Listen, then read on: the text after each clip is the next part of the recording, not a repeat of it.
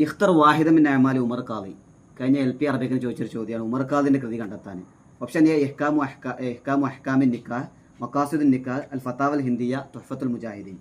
ഫതാവൽ ഹിന്ദിയും തുഹ്ഫത്തുൽ മുജാഹിദീൻ സൈനുദ്ദീൻ മഖ്ദൂം രണ്ടാമൻ്റെയാണ്. ശരിയുത്തരം മഖാസിദുൻ നിക്കാഹാണ്. പക്ഷെ നമ്മൾ ശ്രദ്ധിക്കണം, മഖാസിദുൻ നിക്കാഹ് കൺഫ്യൂഷൻ ആക്കും. രണ്ട് പ്രമുഖരായ കേരളീയ പണ്ഡിതന്മാർക്ക് മഖാസിദുൻ നിക്കാഹ് ഉണ്ട്. ഒന്ന് ഉമർ ഖാദിൻ്റെയാണ്. ഉമർ ഖാദിൻ്റെ മഖാസിദുൻ നിക്കാഹ് അത് ബെയ്ത്താണ്, 1000 ബെയ്ത്താണ്. വല്ലഫ അസ്നാഹ റിഹ്ലത്തി ഇല മക്ക, ഹിജറ 1209 അദ്ദേഹം മക്കയിലേക്കുള്ള യാത്രാമധ്യയാണ് രചിച്ചിട്ടുള്ളത്.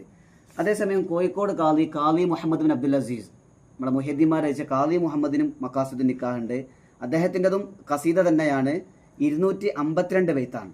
അതിലൊക്കെ അദ്ദേഹം തനാവല ഫിയ അഹ്കാമ സവാജ് ഫിൽ ഇസ്ലാം, ഷാഫി മദബിലുള്ള സവാജിൻ്റെ നിയമങ്ങളാണ് അവർ കൈകാര്യം ചെയ്തിട്ടുള്ളത്. അപ്പോൾ കൺഫ്യൂഷൻ ആവേണ്ട. ഇതുപോലത്തെ കൂടുതൽ റീൽസുകൾക്ക് വേണ്ടി അറബിക് വിത്ത് സയ്യിദ് എന്നുള്ള പേജ് ഫോളോ ചെയ്യുക.